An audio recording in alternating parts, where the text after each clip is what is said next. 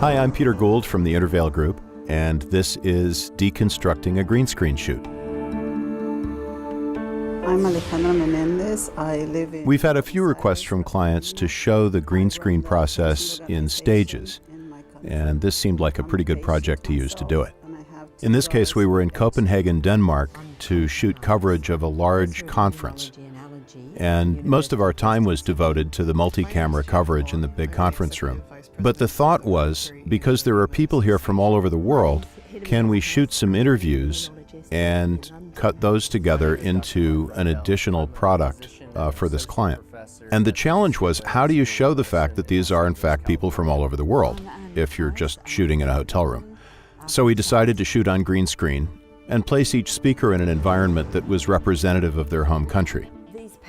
So here's how the process works. If I take all the effects off the image on the top left, this is what we're starting out with.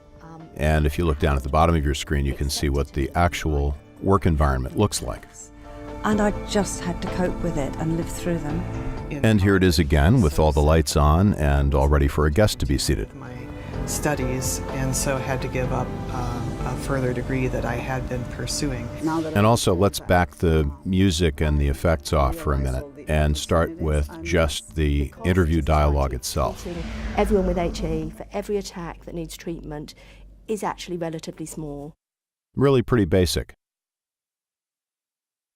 So the first thing is, using green screen technology, we can take the green out and make it just go away. So instead of green, you have transparent. Of course, if you have transparent and you don't have anything behind it, you have black. So you end up with this. Then the next step was to come up with photographs to represent each country. We could have used live video, but there wasn't any available and there wasn't a budget to shoot it, so stills ended up working pretty well for this project. Life is moving forward for HAE patients. So now we have the person composited over a background, but there's still something missing because they're being shot in this sonically very sterile sort of environment. There's not a lot going on there. And so we add some sound effects that represent the location that is shown in the photo. Lost in the middle of the desert and finally getting a road map. I'm really excited that we've got together for HAE Day because it's a way of saying to the world, we're here, we can. Then we add some text graphics to reinforce the points that are being made and identify the speakers. We're going to have new enthusiasm to go out, and in 2013... And some transitions to get those on and off the screen in an interesting way.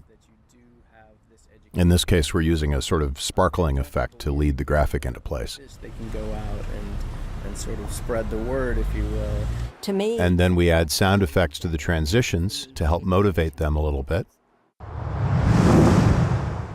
Then over the top of that, we add music. To do one thing for HAE Day, it would honestly be tell a friend about it. And voila, everybody is in an environment that represents their home.